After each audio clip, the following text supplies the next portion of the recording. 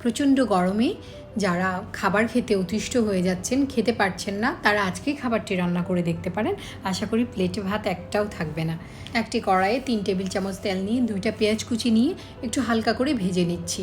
তারপর চুলায় আঁচটা কমিয়ে লাল মরিচের গুঁড়া 1 টেবিল চামচ, হলুদ গুঁড়া 1 চা চামচ আর লবণ দিয়ে একটু ভালো করে ভেজে নিচ্ছি। এই পর্যায়ে পানি দিয়ে একটু কষে নিব এবং চুলার আঁচটা অবশ্যই কম থাকবে।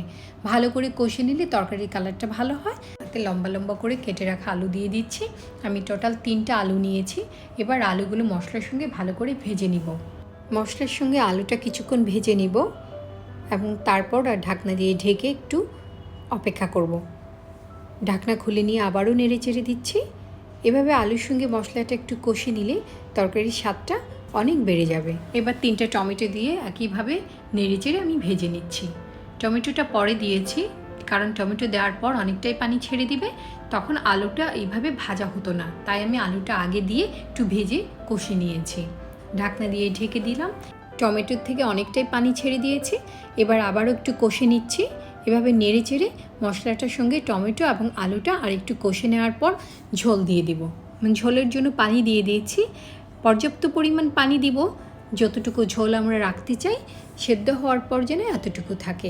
ঢাকনা দিয়ে ঢেকে নিয়ে একটু ফুটিয়ে নিচ্ছি। আলুটা কিছুটা সেদ্ধ হওয়ার পর আমি তাতে মাছ দিয়ে দিব। আজকে আমি ট্যাংরা মাছ দিয়ে রান্না করব।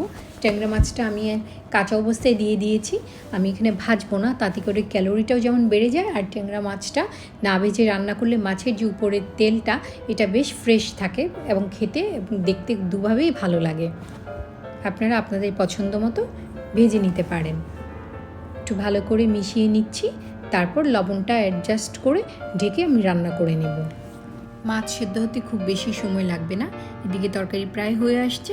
নামিয়ে নেওয়ার আগে আমি কাঁচামরিচ এবং ধনেপাতা দিয়ে দিব। তারপর ঢাকনা দিয়ে ঢেকে চুলার উপর 5 মিনিট রেখে দেব। তৈরি হয়ে গেল খুব মজাদার তরকারি।